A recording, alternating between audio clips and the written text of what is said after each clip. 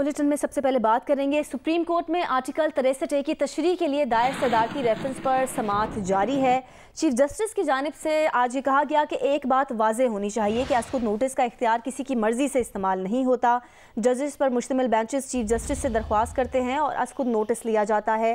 Chief justice की जानिब से कहा गया, उन्होंने कहा कि डिप्टी स्पीकर रूलिंग से मुतालिक 12 जजेस ने कहा कि आईनी मामला है, तब अस्कुद नोटिस लिया गया। नुमाइंदा जियो न्यूज़ मरियम नवाज ने हमें ज्वाइन किया है। समाअत का अहवाल क्या है आपके पास मरियम?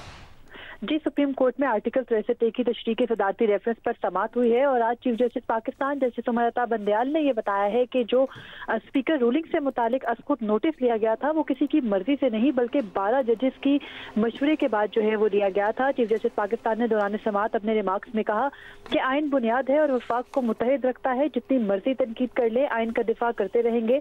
पाकिस्तान तहरीक इंसाफ के वकील बाबर अवान ने कहा कि अदालत का बड़ा अदब और एहतराम है, जिस पर जस्टिस जमाल मंदोखिल ने कहा कि आप अदब की बात करते हैं, काश ये अदब और एहतराम आम लोगों में भी फैलाते, लोगों को ये बताएं कि अदालतें रात को भी खुलती हैं। उन्होंने कहा कि बलूचिस्तान हाई कोर्ट रात 2:30 बजे भी खुली थी और उन्होंने कहा कि जो सियासी जमातों से मुंसलिक वकला है उनका ये काम है कि अपनी जमातों को आइन के मुतालिक बताएं और आइनी इदारों पर तनकीद से रोके। इसके अलावा जस्टिस इजाजुल एहसन ने ये रिमार्क्स दिए कि सुप्रीम कोर्ट की बेतुकीरी की इजाजत किसी को नहीं दी जाएगी। उन्होंने कहा कि याद रखें, सब मुतासरा फरीकैन ने सुप्रीम कोर्ट ही आना है, जो फैसला पसंद ना आए उस पर तनकीद की इजाजत नहीं देंगे। जस्टिस जमाल खान मंदोखिल ने कहा कि सादा सा सवाल यह है इस रेफरेंस के अंदर कि इनहराफ पर डी सीट होने के साथ नाअहली की सजा होनी चाहिए या नहीं। उन्होंने कहा कि इनहराफ पर डी सीट होने का जो जुर्माना दिया गया, क्या अदालत अपना इख्तियार इस्तेमाल करके उसको बढ़ा सकती है या नहीं। अदालत ने केस की समाअत जो है वो कल सुबह 11:30 बजे तक मुलतवी कर दी है और कल भी पाकिस्तान तहरीक इंसाफ के जो वकील हैं बाबर अवान, उनके दलाइल जारी रहेंगे। बहुत शुक्रिया मरियम नवाज, आपने डिटेल्स दी।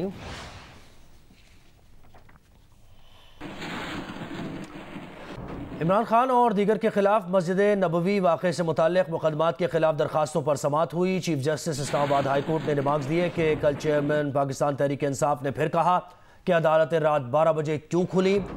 क्या चेयरमैन तहरीक इंसाफ को अदालतों पर एतमाद है या नहीं? साइल जलसे में अपने वर्कर्स को कह रहा है कि अदालतें कॉम्प्रोमाइज्ड हैं। किसी का अदालत पर एतमाद नहीं तो वो कहे कि अदालतें कॉम्प्रोमाइज्ड हैं, तो फिर हम केस नहीं सुनेंगे। चीफ जस्टिस अतर बिन अल्लाह ने इमरान खान के वकील से कहा कि आप हिदायत लेकर बताएं, वो जहां कंफर्टेबल हैं केस उधर भिजवा देते हैं। अगर फरीक को इस अदालत पर एतमाद नहीं तो केस दूसरे बेंच को भिजवा देते हैं।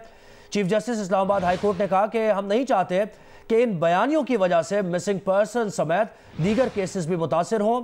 इमरान खान और दीगर के वकील फैसल चौधरी एडवोकेट ने कहा कि अब जो हालात हैं इस केस को भी मिसिंग पर्सन्स का केस समझकर ही सुन लें।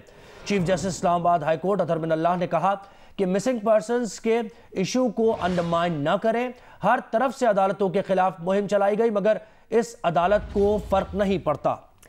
Chief justice Islamabad high court ने यह कहा कि अदालत लेट केसेस सुन रही होती हैं क्योंकि ये उनकी ड्यूटी है। अदालत किसी तौहीन आमेज़ मुहिम से नहीं घबराती, फैसला कानून के मुताबिक करती है। कोर्ट ने कल खुद तकरीर सुनी है, आप देख लें कि पब्लिक को क्या मैसेज दिया गया।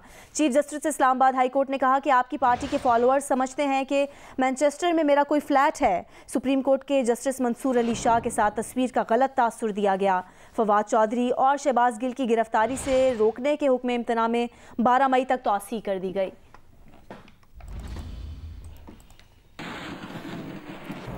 पीटीआई के रहनुमा फवाद चौधरी ने कहा है कि इमरान खान ने हमेशा कहा कि फ़ौज का इदारा कमज़ोर होगा तो पाकिस्तान कमज़ोर होगा।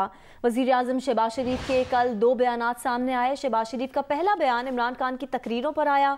शहबाज शरीफ का दूसरा बयान मरियम नवाज की तकरीरों को संजीदा न लेने पर आया। फवाद चौधरी ने कहा कि DGISPR की प्रेस रिलीज के बाद शहबाज शरीफ का बयान आया। DGISPR ने साफ अल्फाज में कहा कि फ़ौज को सियासत में मुलव्वस न किया जाए। फवाद चौधरी ने मजीद कहा कि एक मखसूस तबके को इदारों के खिलाफ खेलने का मौका दिया जा रहा है।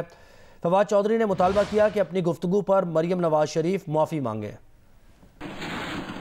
मरियम नवाज शरीफ की तकरीर के बाद जो उन्होंने पाकिस्तान फ़ौज के कोर कमांडर्स के ख़िलाफ़ जो हर्जा रसाई की, DGI SPR की एक प्रेस रिलीज़ आई और उसके बाद शहबाज शरीफ साहब का ये बयान सामने आया कि उनको संजीदा जो है वो नहीं लेना चाहिए। लग रहा है कि एक मखसूस तबके को खुल खेलने का मौका दिया जा रहा है पाकिस्तान के इदारों के ख़िलाफ़। इमरान खान तकरीरें क्या कर रहे हैं, उन्होंने तो अपनी तकरीर में कभी नाम भी नहीं लिया कि इमरान खान ने जिस किस्म का रिस्पॉन्सिबिलिटी का मुजाहरा किया है, पाकिस्तान में बड़ी कम इस तरह की मिसालें मिलती हैं। और साबिक सदर आसिफ अली जरदारी ने कहा है कि इमरान खान की कौमी अदारों के खिलाफ मुहिम की पुरजोर मजम्मत करते हैं। एहतसाब से बचने के लिए ये इमरान खान की एक भौंडी कोशिश है। इक़्तिदार से बेदखल होने के बाद इमरान जहनी तवाज़ुन खो चुका है। एक बयान में आसिफ जरदारी ने कहा कि इमरान अब कौमी अदारों पर हमलावर हो रहा है। हर्जा सराई के पीछे करप्शन केस और फॉरेन फंडिंग केस का खौफ है। सज़ा से बचने के लिए वो कौमी इदारों को मुतनाज़ बनाने की कोशिश कर रहा है। इक़्तिदार की लालच में वो जिस नहज पर जा रहा है वो मुल्क को फिर दुलख्त करने की साजिश लगती है। साबिक सदर ने कहा कि झूठे साजिशी बयानिए से लोगों के जज्बात भड़काने की कोशिश काबिल मजम्मत है। इमरान का कुर्सी के लिए न सिर्फ मुल्क बल्कि कौमी इदारों का भी नुकसान करना बर्दाश्त नहीं किया जाएगा। इमरान की इन्हीं हरकतों से 4.25 साल में मुल्क आगे के बजाय पीछे गया।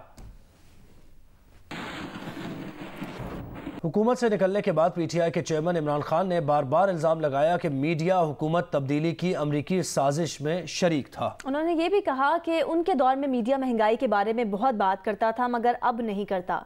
हकीकत क्या है आपको दिखाते हैं। इमरान खान ने मीडिया पर यह इल्ज़ाम लगाया कि वो मौजूदा हुकूमत के दौर में होने वाली महंगाई को नुमायां नहीं करता। मैं आज पूछता हूँ मीडिया से, अपने मीडिया से, ज़रा आप भी पूछा करें कि किधर गई महंगाई। अब तो महंगाई हमारे दौर से अब तो रिकॉर्ड महंगाई पहुंच गई है। बिजली की कीमतें बढ़ा दी है इन्होंने, घी रिकॉर्ड कीमत पे, हर चीज़ की कीमत बढ़ गई है। अब क्यों नहीं माइक पकड़ के लोगों के पास जा रहे जी कि बताएं जी क्या हालात है अपने। अब क्यों नहीं पूछते। हमारे थोड़ा सा इतना सा कीमत बढ़ती थी, जाके माइक पकड़ के लोगों से कहते थे जी देखे गवर्नमेंट ने तबाह कर दिया। किधर है नया पाकिस्तान। पैसा चला था इसके ऊपर, ये पैसा चलाया था हमारी गवर्नमेंट को डिग्रेड करने के लिए। जबकि हकीकत यह है कि जियो न्यूज समेत मीडिया इस मसले को मुसलसल उजागर कर रहा है। पहले 300 तक था, 300 भी बहुत था, अभी 600, यानी बहुत महंगाई हो रहा है। 600 रुपए किलो में ये चिकन के रेट बताएं तो क्या खरीदेगा गरीब आदमी, कैसे इसको अफोर्ड करेगा। बस ये तो हमारी हुकूमत का काम है, ये तो मिनटों में गिराना कम है, बढ़ाना ज्यादा है, गरीब आवाम को लूट के खाना है। प्याज की कीमत ने आठ आंसू रुला दिया। लाहौर में 1 किलो प्याज की डबल सेंचुरी 200 रुपए किलो हो गई। इस्लामाबाद में 120 रुपए किलो पर पहुंच गई। कराची में प्याज की कीमत साइज के मुताबिक वसूल की जा रही है। नन्ही मुन्नी प्याज 30 रुपए, दरमियानी 70 से 80 रुपए, जबकि बड़ी प्याज 100 रुपए किलो हो गई। रमजान खत्म, 14 अशिया पर सब्सिडी खत्म, 5 पर बरकरार। यूटिलिटी स्टोर्स पर 14 अशिया महंगी हो जाएंगी। दाल, बेसन, खजूर पर सब्सिडी खत्म। 1 किलो बेसन की कीमत में 20 रुपए, 1 लीटर कुकिंग ऑयल की कीमत में 20 रुपए और 190 ग्राम चाय की पत्ती की कीमत में 12 रुपए बढ़ा दिए गए। लाहौर में 10 किलो आटे के थैले की कीमत में 100 और 20 किलो आटे के थैले में 200 रुपए का इजाफा हुआ है। हर नए दिन के साथ कराची में मुर्गी के गोश्त और प्याज की कीमतें बढ़ती ही चली जा रही हैं। महंगाई के इस जिन के सामने शहरी बेबस हैं और चंद रोज पहले तक महंगाई का राह पलाटने वाले चुप साध कर बैठे हैं।